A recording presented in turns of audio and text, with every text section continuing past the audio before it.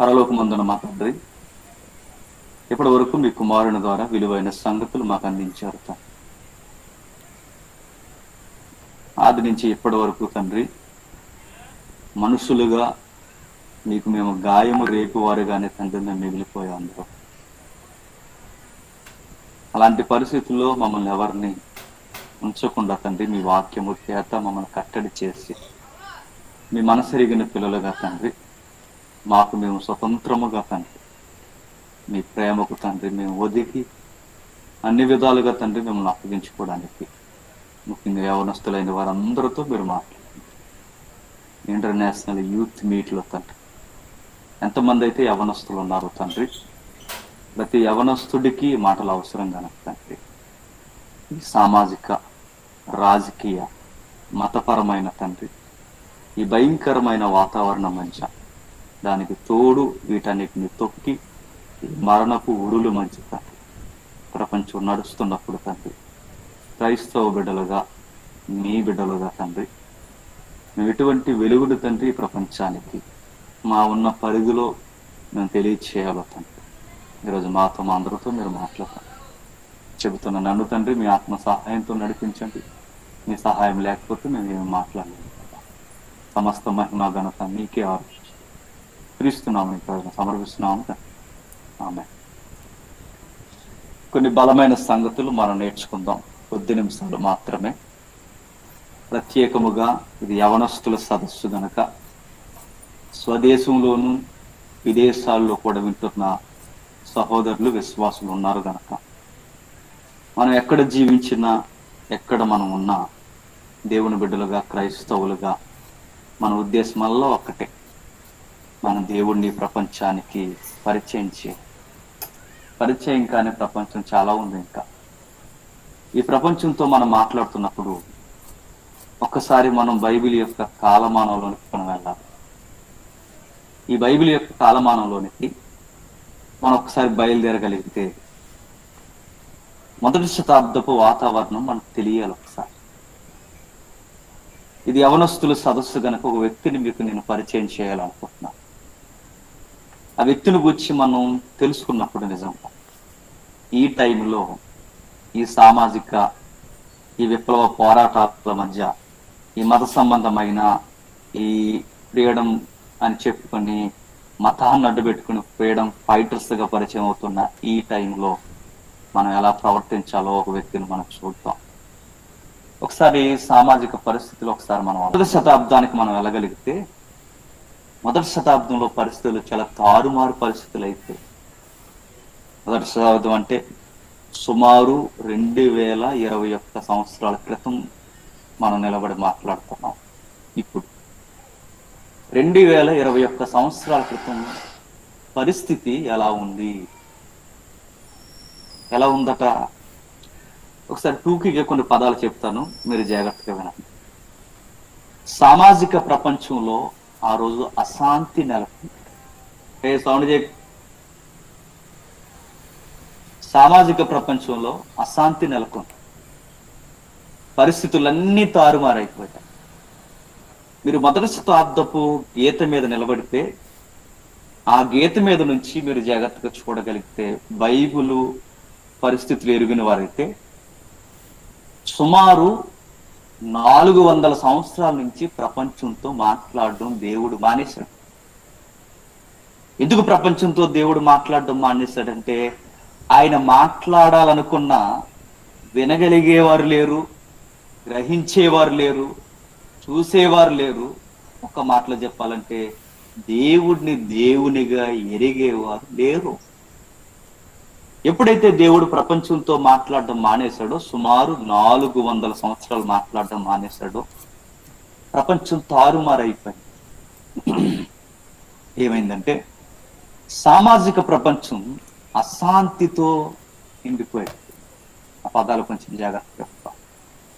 సమాధానం రోజు రోజుకి పల్చని త్వరగా మారిపోయి సమాజం బిక్కుబిక్కుమని మిగిలిపోయింది. విదేశీ పరిపాలన క్రింద స్వదేశంలో ఉన్న వారు మగ్గిపోతూ విముక్తి కోసం గాఢమైన ఆకలి కేకల కన్నా మరణపు కేకలతో బెంబేలెత్తుతూ వాళ్ళు అరిసిన కేక ఒకే ఒక్కటి, మాకు స్వతంత్రం కావాలి. ఆ లైన్స్ మీకు అర్థమవుతున్నాయి. సమాజంలో అశాంతి వచ్చింది, సమాజంలో సమాధానం పోయింది, సమాధానం పల్చని పొరగా మారిపోయింది. విదేశీ పరిపాలన కింద స్వదేశీయులు అనేక మంది గాఢమైన కేకలు వేస్తున్నారు, మరణపు కేకలు, మాకు స్వతంత్రం కావాలి. దీనికి తోడు పన్నుల పేరుతో, ట్యాక్స్ పేరుతో రకరకాల వడ్డీలని, రకరకాల ఆర్థిక పరమైన చెల్లుబాటులు, బిల్లులు ప్రభుత్వానికి కట్టాలని పన్ను అనే ఒక పేరుని పెద్ద స్థాయిలో, తీవ్ర స్థాయిలో పెంచితే ఆ పన్నులు వసూలు చేయడానికి ప్రజలకి గవర్నమెంట్కి మధ్యలో సుంకరులు అనే కొంతమంది ట్యాక్స్ కలెక్టర్స్ రెడీ అయ్యి ప్రజలకి ప్రభుత్వానికి మధ్యవర్తులుగా పన్నును వసూలు చేయడానికి, ట్యాక్స్ వసూలు చేయడానికి మధ్యనున్న ఈ గవర్నమెంట్ ఉద్యోగులు, ట్యాక్స్ కలెక్టర్స్, వీళ్ళు కూడా లంచాలు. మరి నేను చెబుతున్న విషయాలు మీరు జాగ్రత్తగా మనసును పెట్టుకోండి. ఆ రోజు సామాజిక ప్రపంచం ఎలా ఉంది అంటే, ఇదిగో సుమారు ఇప్పుడు మనం మాట్లాడుకుంటున్న ఈ పదాలు తీవ్రత ఎరిగిన వారు అంచనా వేయగలరు. సమాధానం పోయింది, శాంతి పోయింది, విదేశీ పరిపాలన వచ్చింది, సామాజిక ప్రజలు స్వదేశంలోనే ఈ పరిపాలన నియంత్ర పాలన కింద మగ్గిపోయారు, పన్నులు రోజు రోజుకి తీవ్ర స్థాయి పెంచారు, స్వదేశంలో ఉన్న వారే గవర్నమెంట్ తరఫున పనిచేస్తూ స్వదేశపు సహోదరులనే పన్నుల పేరుతో లంచాలు మరిగేశారు. ఇక మోసము, అవమానము సామాన్యమైపోయాయి, అంటే కామన్ అయిపోయాయి. మోసము, అవమానం చాలా ఈజీగా తీసుకోవడం ప్రారంభించారు. బానిసత్వం, అసంతృప్తి చెంది దుఃఖము దేశాన్ని కమ్మేసింది. ఇక నెక్స్ట్, ఇదంతా సామాజిక ప్రపంచం. 2, రాజకీయ ప్రపంచం. మీరు అనుకోవచ్చు, యూత్ వీటిలో ఈ చరిత్ర అంతా మీరు ఎందుకు చెబుతున్నారు అని. ఇది తెలిస్తేనే యూత్ ఎలా ఉండాలో మనకు తెలుస్తుంది, అందుకే ఇవన్నీ మీకు చెప్తున్నాను. నెక్స్ట్, రాజకీయ ప్రపంచం. ఎప్పుడు రాజకీయ ప్రపంచం? 2021 సంవత్సరాల క్రితం రాజకీయ ప్రపంచం ఎలా ఉంది?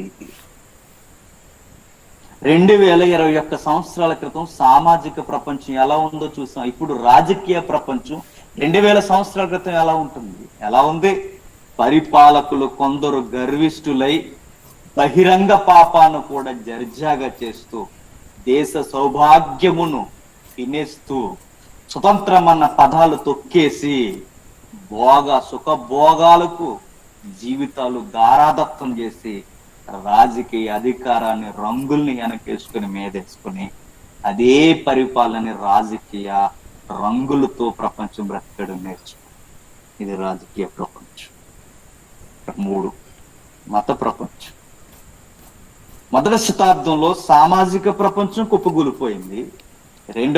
మొదటి ప్రపంచంలో రెండవ సమాజంగా రాజకీయ ప్రపంచం కూడా గర్విష్ఠులైపోయి సౌభాగ్యాన్ని తినేస్తూ దేశ సార్వభౌమ అధికారాన్ని దిగజార్చేసి దారిద్ర్య రేఖకు దిగువన ప్రజలను తొక్కేసి సుఖభోగాలకు అలవాటు పడిపోయారు.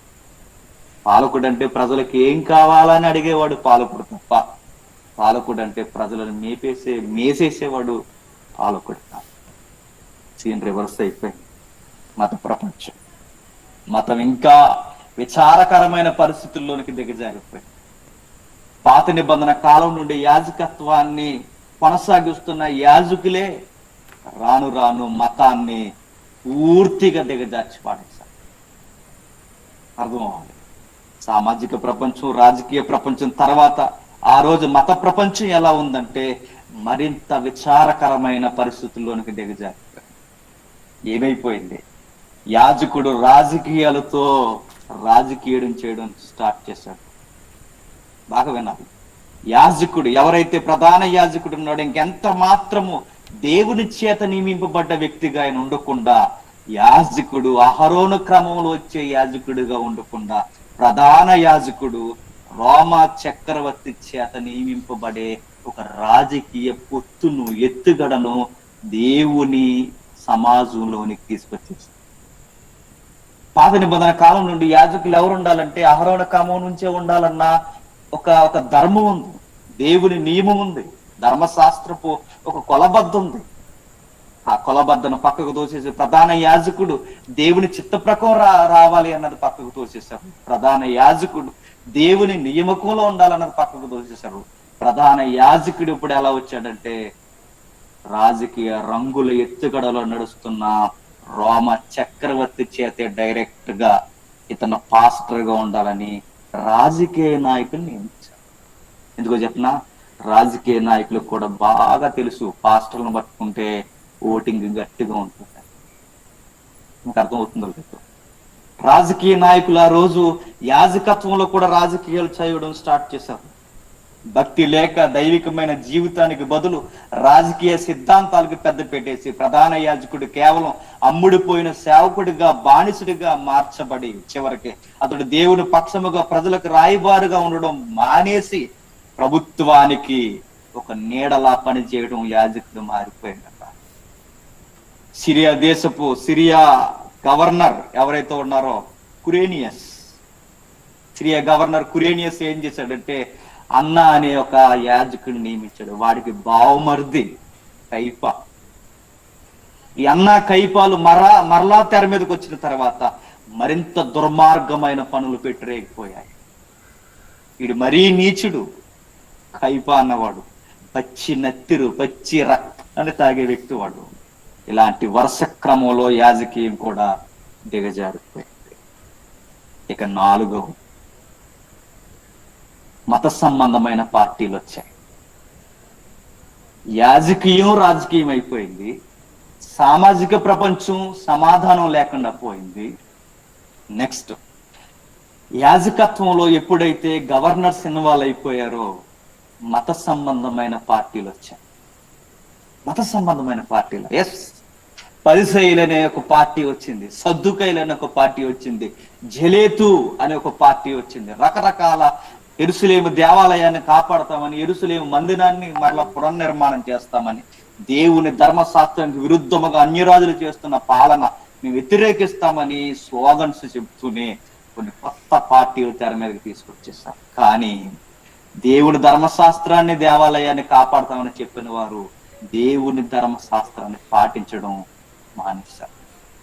ఇలాంటి టైంలో ప్రపంచం అంతా ఎలా ఉందంటే, నా ప్రశ్న మీ ఆలోచన ఒక్కసారి ఒక తెర మీదకి తీసుకొస్తాం. ఏమైందో తెలుసా? ఆ రోజు బాగా వినండి.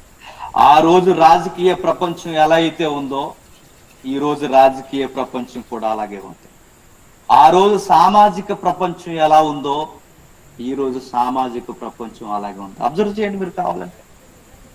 ఆ రోజు మత సంబంధమైన పార్టీలు ఎలా అయితే లేచాయో ఈ రోజు కూడా మత సంబంధమైన పార్టీలు లేచాయి. అంటే మొదటి శతాబ్దపు వాతావరణం ఎలా ఉందో ఈ రోజు కూడా వాతావరణం అలాగే ఉంది.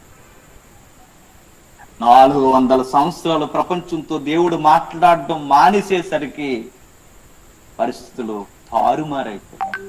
సామాజిక ప్రపంచం పడిపోయింది, రాజకీయ వ్యవస్థ పడిపోయింది, యాజకీయ వ్యవస్థ పడిపోయింది, మత సంబంధమైన పార్టీలు లేచాయి.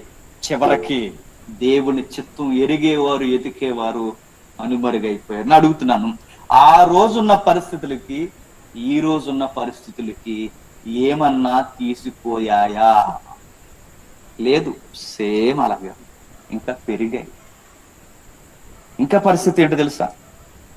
ఎథిక్స్ కూడా మర్చిపోయారు. ఇంటెన్షనల్ గా మానసికంగా మనసు ప్రకారం కూడా అరే ఇది తప్పు అనే విషయాలు కూడా సమాజం మర్చిపోయి బతుకుంది. మొదటి శతాబ్దపు వాతావరణం అంతా ఎలా ఉందో ఒకసారి మీరు అంచనా. రోమపత్రిక మీరు ఇంటికి వెళ్ళిన తర్వాత ఒకసారి చదువుకోండి. మొదటి అధ్యాయంలో మనకు కనబడుతుంది. స్త్రీలతో స్త్రీలు, పురుషులతో పురుషులు స్వభావానికి విరుద్ధముగా మరి ఎలా అయిపోయారంటే విరుద్ధమైన చర్యలు చేస్తున్నారు. ఇంకా ఏం మాట్లాడుతున్నారో రోమపత్రికలు ఒకసారి చూసి త్వరగా వచ్చేసి మనం ముగించుకుందాం. రోమిలికి రాసిన పత్రిక మొదటి అధ్యాయం 28వ వచనం. రోమిలికి రాసిన పత్రిక మొదటి అధ్యాయం 28వ వచనం. మరియు వారు తమ మనస్సులో దేవునికి చోటియ్యనొల్లకపోయిరి ఉమ్, గనుక చేయరాని కార్యములు చేయుటకు ఉమ్. దేవుడు భ్రష్ట మనస్సుకు వారిని అప్పగించెను. వారు మనస్సులో దేవునికి చోటు ఇయ్యనలేకపోయారు. కారణమేమి? ఇన్ని పరిస్థితులు గొడ్డుబారిపోయినప్పుడు సామాజికంగాను, ఆర్థికంగాను, రాజకీయంగాను, యాజకీయంగాను పూర్తిగా మనుషులు విలువలు కోల్పోయినప్పుడు అసలు దేవుడు అనే సౌండ్కే మనసులో కూడా ప్లేస్ ఇవ్వలేట. అసలు ఆ పదాలే లేవట. అలా మారిపోయారంటే సమాజం, మనుషులు దేవునికి మనసులో కూడా చోటు ఏవేవో మానవ సిద్ధాంతాలు రకరకాలన్నీ మీదేసుకుని తిరిగే రోజులు వచ్చేసాయట. అలాంటి టైంలో భ్రష్ట మనసుకు ఆ రోజు ప్రపంచాన్ని ఇచ్చేశాడు. నేను క్వశ్చన్ రేజ్ చేస్తున్నా.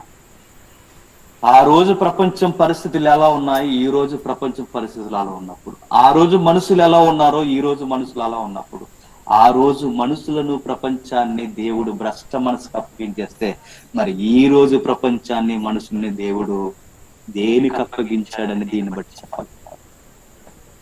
భ్రష్ట మనసు. అందుకే చూడండి, పరిస్థితులు మారిపోయాయి, రకరకాల రోగాలు వస్తున్నాయి, రకరకాల మాటలు వింటున్నాం. ఒకరోజు ఎంత వింతో తెలుసా? రోడ్డు మీద ఫ్లెక్స్ చూస్తున్నప్పుడు బర్త్డేనా ఫంక్షన్ అని చూసుకోండి. ఇప్పుడు చూడండి, ఎక్కడ మీరు ఫ్లెక్స్లు చూడండి, చనిపోయిన ఫ్లెక్స్లు మాత్రమే కనబడతాయి. ఎవరు ఫ్లెక్స్ అయినా చూసిన వెంటనే మనకు ఒక్కటే, ఈయన కూడా చచ్చిపోయాడా. మరణపు వార్త చెవుల్లో గింగుర్లు మనం మోగుతుంది. కరోనా పోయిందిలే అమ్మయ్య అనుకునే టయానికి కరోనా కొత్త రూపం దాల్చుకుంటుంది. ఏదో బ్లాక్ ఫంగస్, ఏదో వంకాయ కుళ్ళిపోయినట్టుగా, టమాటాయ కుళ్ళిపోయినట్టుగా, కాయగూర కుళ్ళిపోయినట్టుగా మనిషి కుళ్ళిపోవడం ఏంటి? మనిషికి సీడ పెట్టేయడం ఏంటి? ఏంటి రోజులన్నీ? దేవుడు విడిచేశాడా ఈ ప్రపంచాన్ని? దేవుడు దూరం పెట్టాడా ఈ ప్రపంచాన్ని? దేవుడు ఒక్కసారి భ్రష్ట మనస్సుకి మనుషుల్ని వదిలేశాడా? అవునని అనక, ఒప్పుకోక, తప్పక మౌనం వహించకపోతే ఇంకేం చేయాలి చెప్పండి? ఆ రోజు ప్రపంచం ఎలా ఉంది, ఈ రోజు ప్రపంచం ఎలా ఉంది? భ్రష్ట మనసుకి అట్టి వారు సమస్తమైన దుర్నీతి చేతను, దుష్టత్వము చేతను, లోభము చేతను, ఈర్ష చేతను నిండుకొని మచ్చరము, నరహత్య, కలహము, కపటము, వైరమని వాటితో నిండిపోయి. ఈ రోజు లేవో చెప్పండి ఇవన్నీ?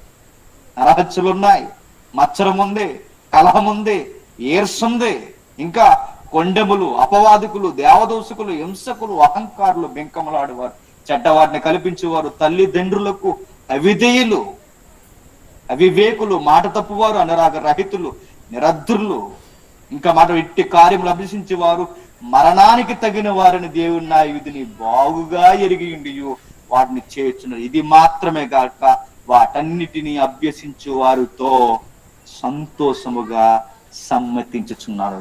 ఎగ్జాక్ట్ గా ఈరోజు ఇదే జరుగుతుంది. ఈరోజు ప్రపంచం ఏమి తీసుకోకుండా మక్కికి మక్కి ఈరోజు ప్రపంచం ఎలాగే ఉంది. ఈ ప్రపంచాన్ని ఏం చేయాలి? వదిలేసాడా? కానీ దేవుడు వదిలేడు. గుర్తుపెట్టుకోండి, ఆ రోజు ప్రపంచం ఎలా మగ్గిపోతున్నప్పుడు ఆ రోజు ప్రపంచాన్ని వదిలేసాడంటే వదిలేలేదు ఆయన. ఏదో విధముగా కలగ చేసుకుంటాడు, ఏదో విధముగా తన మాట్లాడడం స్టార్ట్ చేస్తాడు. ఆ టైంలో దేవుడు ఎతికాడు, ఈ ప్రపంచంతో నేను మాట్లాడాలి, ఈ ప్రపంచంతో మరలా నేను చెప్పాలి. ఈ 400 సంవత్సరాల్లో ఈ ప్రపంచం పూర్తిగా దిగజారిపోయింది. మాట్లాడాలని అనుకున్నాడు. అలా మాట్లాడాలనుకున్నప్పుడు దేవుడు ఎంచుకున్నప్పుడు ఆయనకి కలిగిన ఒకే ఒక యవనస్తుడు దొరికాడు. బాగా వినాలి.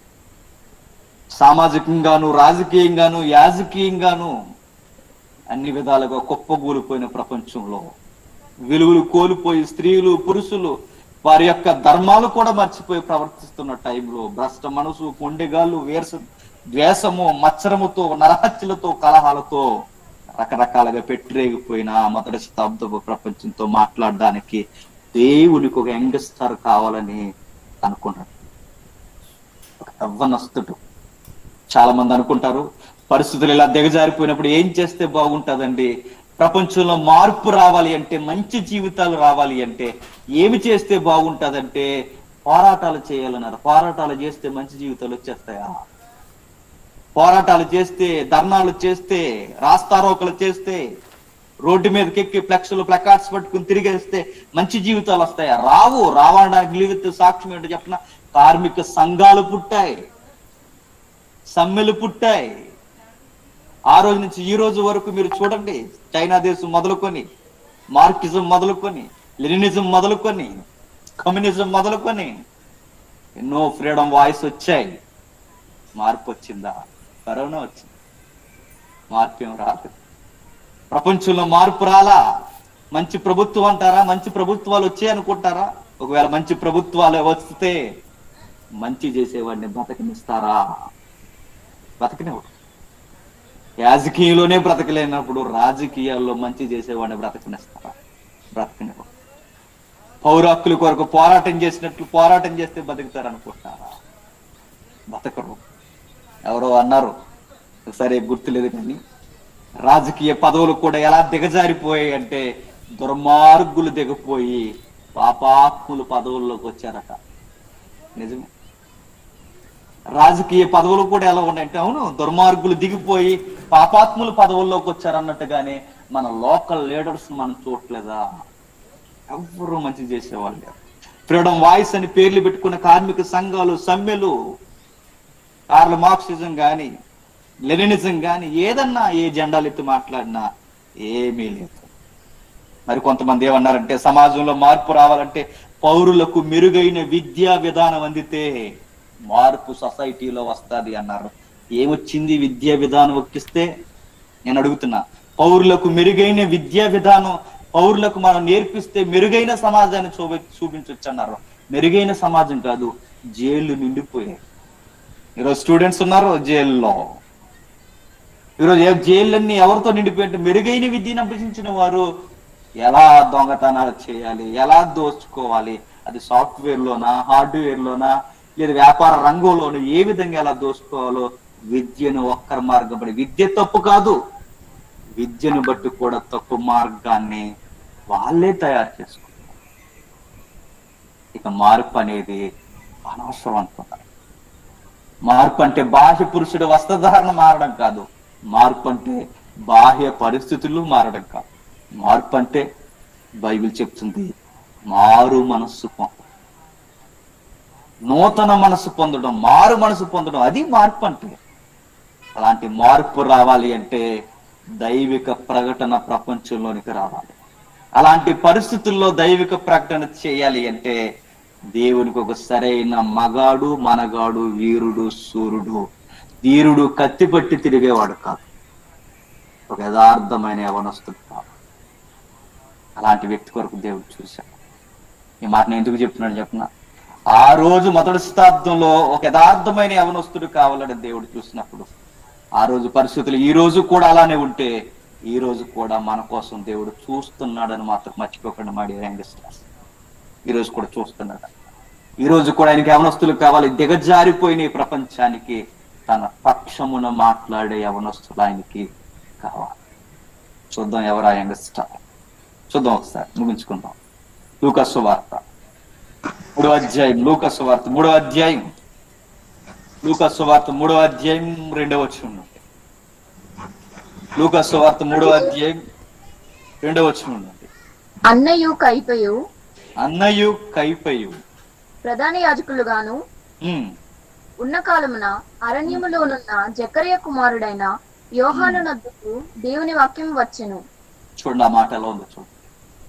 అన్న కైఫా సిరియా గవర్నర్ కురేనియస్ చేత నియమింపబడిన తర్వాత యాజకీయంలోనికి రాజకీయం వచ్చి దేవుని చిత్తాన్ని పక్కన పెట్టి, ఆహారణ క్రమమా, దేవుడు ఎంచుకున్న యాజకుడ, అవన్నీ పక్కకు తోచేసి ప్రజలకు ఇష్టమున్నా లేకపోయినా రాజకీయ పొత్తులు పెట్టుకుని నియమికంలోకి వచ్చేసిన అన్న కైప, ఇలాంటి వారు ప్రధాన యాజకులకు ఉన్నారు. ఇంకా ఎవరున్నారు?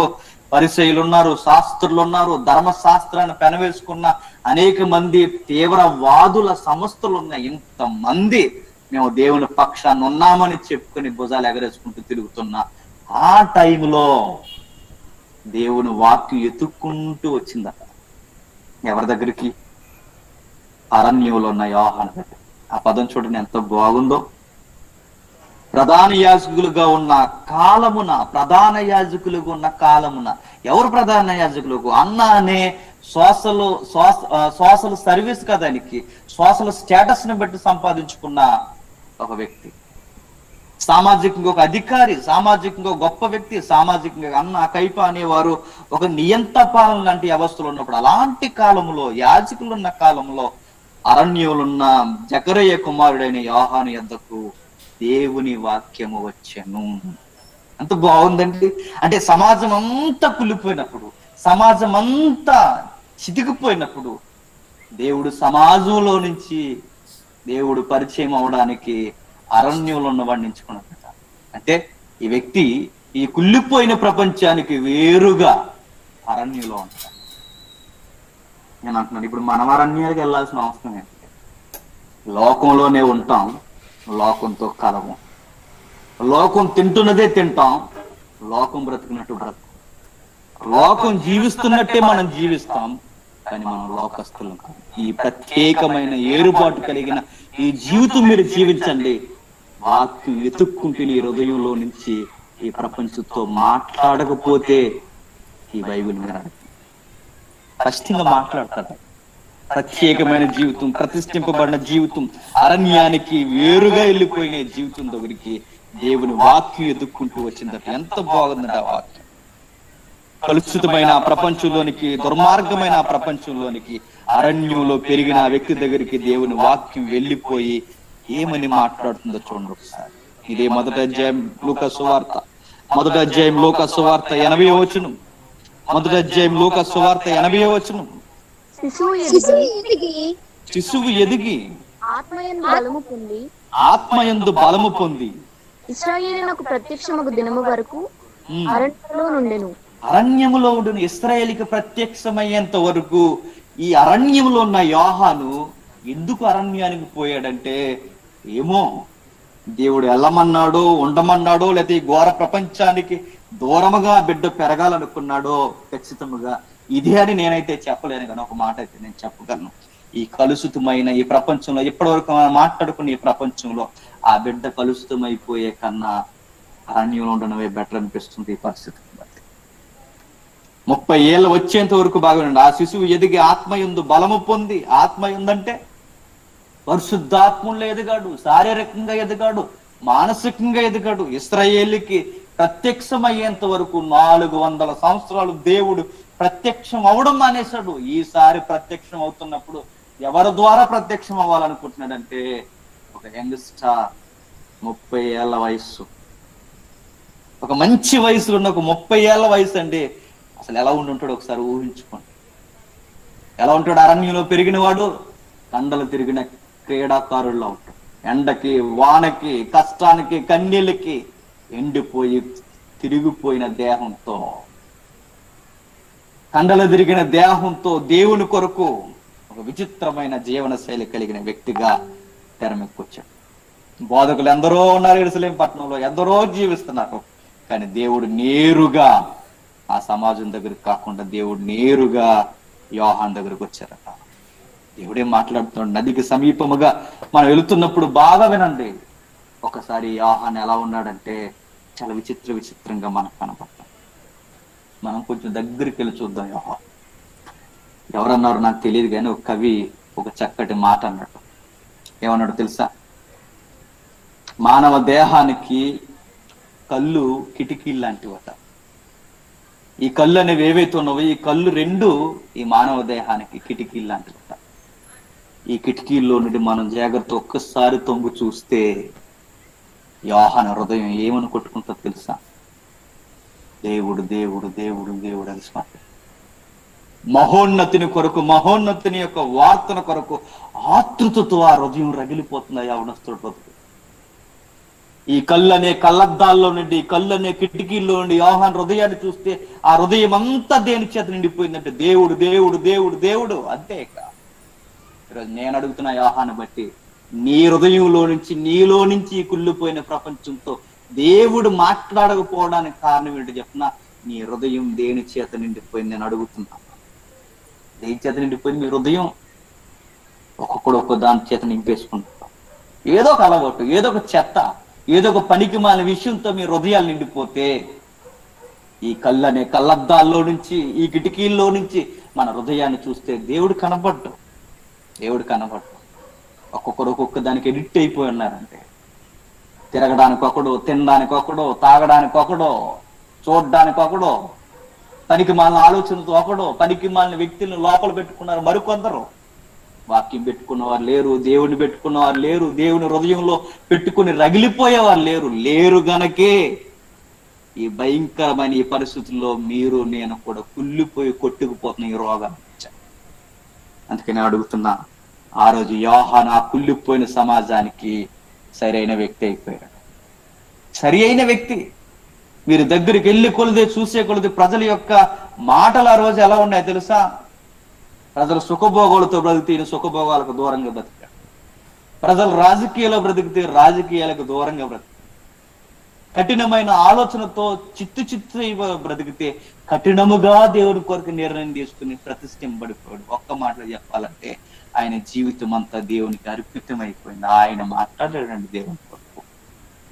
దేవుని కొరకు ఎలుగెత్తి మాట్లాడాడు. ఆరని కొవ్వొత్తుల, ఆరని దీపంలా దేవుని కొరకు వెలుగుతూ ఆరిపోయాడు. ఇక నేను ముగిస్తాను, ఇక టైం అవుతుంది. యోహాను గూర్చి రాయబడిన మాట, దీపం, వెలుగే దీపం. ఆ దీపం ఎవరి కొరకు వెలిగిందంటే దేవుని కొరకు మాత్రమే వెలిగింది ఆ దీపం. ఇక ఎవరి కొరకు ఎడగలేదు ఆయన. తన సొంత స్వనీతిని కూడా ఎత్తుక్కోలేకపోయాడు. అడిగారు ఒక రోజు వచ్చి, నువ్వు ఏలియావా అని అడిగారు. నా నేను ఏలియా ప్లేస్ లో వచ్చిన, ఏలియా స్వభావం నాలో ఉన్నా, నేను ఏలియాని కాను, నేను ఇర్మియాని కాను, నేను ఎవరినే కాను. నువ్వు ఎవరివయ్యా అంటే, యేసుక్రీస్తు అనుమతిస్తాయని చెప్పులు వారు ఎప్పడానికి కూడా పనికిరాని అయోగ్యుడని. ఎంత నిష్ట కలిగిన వాడు, అంత తగ్గించుకొని దేవుడి కొరకు ఇంత ఎలా ఉన్నప్పుడు దేవుడు ఇతనితో మాట్లాడకపోతే ఈ ప్రపంచంలో ఎవరితో మాట్లాడచ్చు? ఏమీ కోరుకోలేదండి. సిల్లి గొవ్వ, దమ్మిడి, ఆయన ఏది కోరుకోలేదు. ఆయన యథార్థముగా దేవుడి కొరకు జీవించాడు. ఆ బ్రతుకే యేసుక్రీస్తు మార్గముగా, యేసుక్రీస్తుని మార్గముగా చూపించడానికి ఈయన ఫైలెట్ అయిపోయాడు. అడుగున వెనక మెస్సయ్య ఉంటాడు. నేను అడుగుతున్న, ఈ మరణాల మధ్య, ఈ పరిస్థితుల మధ్య, ఈ భయంకరమైన ఈ శ్రమల మధ్య మీరు కూడా, నేను కూడా యేసుక్రీస్తుకి మార్గదర్శకులుగా, పైలట్స్ గా మనం పనిచేద్దాం. యంగ్స్టర్స్, మీ ఉద్యోగాల్లో, మీ చదువుల్లో, మీరు ఎక్కడెక్కడ నివసిస్తున్నారో మీరు యేసుక్రీస్తుకు ఒక మార్గాన్ని, ఆ వ్యక్తి దగ్గరికి యేసుక్రీస్తుని తీసుకెళ్ళడానికి మీరుగే మార్గస్తులుగా నిలబడండి ప్లీజ్. ఇదిగో చెప్పిన, ఇక అయిపోయింది, ప్రపంచం తీరుతలన్నీ మారిపోయాయి. ఆ రోజు యేసుక్రీస్తు వారు యోహాను ఏమన్నారు తెలుసా? ఇట్టివాడు స్త్రీలలో ఎప్పటి వరకు ఇట్టివాడు పుట్టలేదు, పుట్టడు కూడా. బస్ మనం యోహానంతా వద్దు కానీ కనీసం మనముగా దేవుణ్ణి గుండెల్లో పెట్టుకొని దేవుని యవనస్తులుగా జీవించండి చాలు. ఈ కుళ్ళిపోయిన ప్రపంచంతో దేవుడు మనతో మాట్లాడాలనుకుంటున్నాడు. ఆయన మాట్లాడతాడు. దయచేసి అందరూ యవనస్తులైన వారు హృదయాల్లో దేవుని పెట్టుకోండి ప్లీజ్. యోహాను ఒక్కడు చాలండి యేసుక్రీస్తుని పరిచయం చేశాడు. ఇదిగో ఈ ఈ ఈ సోషల్ ప్లాట్ఫామ్ మీద ఇన్ని వందల మంది మనం చూస్తున్నాం. మనం అందరిలో కనీసం నలుగురు నిలబడినా చాలు. దేవుని మనం చూపించవచ్చు. మనం బ్రతుకుతూ ఈ ప్రపంచాన్ని బ్రతికించవచ్చు. యంగ్స్టర్స్, మరి ముఖ్యంగా ఇంటర్నేషనల్ యూత్ మీట్ లో నేను కోరుకుంటున్నది ఒక్కటే, కుళ్ళిపోయిన ప్రపంచానికి యోహాను ఒక్కడా రోజు ఉపయోగపడితే ఈ కుళ్ళిపోయిన ప్రపంచానికి అవసరం లేదు. కానీ కనీసం మన లోకల్ ఏరియా, మీ ప్రాంతాలకు, మీ ఇంటికైనా మీరు యోహాను వలె ధైర్యంగా నిలబడండి. హృదయంలో దేవునికి స్థానం ఇవ్వండి. దేవుడు అద్భుత కార్యాలు ఈ ప్రపంచంలో ధరించు. ప్రార్థన చేసుకుంటాం. పరలోకమందున మా తండ్రి, ఎందరు ఈ సంగతులు గ్రహించారో నాకు తెలియదు. నిజమే తండ్రి, ఆ రోజు ప్రపంచం, ఈ రోజు ప్రపంచం ఏమాత్రం తీసుకోలేదు దేవా. అలాంటి పరిస్థితుల్లో 400 సంవత్సరాల తర్వాత ఒక యవనస్తుడు తండ్రి తన జీవితాన్ని కట్టుకుంటే అతని ద్వారా మీ వాక్యం ఎత్తుక్కుంటూ వెళుతండి. ఆయనతో మాట్లాడి ప్రపంచంతో మాట్లాడారు. ఆయన మాటకు అనేకులు మారిపోయారు. కారణం అది మీ మాట తండ్రి. మీరు కూడా మాలో ఉంటే, మా హృదయంలో మీకు చోటిస్తే తండ్రి. మా మాట కాదు తండ్రి, మీ మాటే ప్రపంచాన్ని, యవనస్తుని కదిలిస్తారు దేవా. మమ్మల్ని వాడుకోండి. పౌలుని ఏ ఆత్మచేత అయితే వాడుకున్నారో, యోహాని ఏ ఆత్మచేత అయితే వాడుకున్నారో, ఎరిమియాని ఏ ఆత్మచేత అయితే వాడుకున్నారో, మీ భక్తులను ఏ ఆత్మచేత అయితే వాడుకున్నారో తండ్రి, ఆ ఆత్మచేత యవనస్తులైన మమ్మల్ని కూడా వాడుకుంటే తండ్రి, మిగిలిన కార్యక్రమంలో కూడా తండ్రి మీరే నడిపిస్తారని కోరుతూ, మీ బైబిల్ను దాటిపోకుండా మీ చిత్తాన్ని తండ్రి మేము విడిచిపెట్టకుండా ఎంతవరకు మేము మాట్లాడుకోవాలి అంతవరకు మాట్లాడుకోవడానికి మాతో మా అందరితో మాట్లాడుతున్నారు. క్రీస్తున్నాము, నీకు సమర్పిస్తున్నాము తండ్రి. ఆమేన్.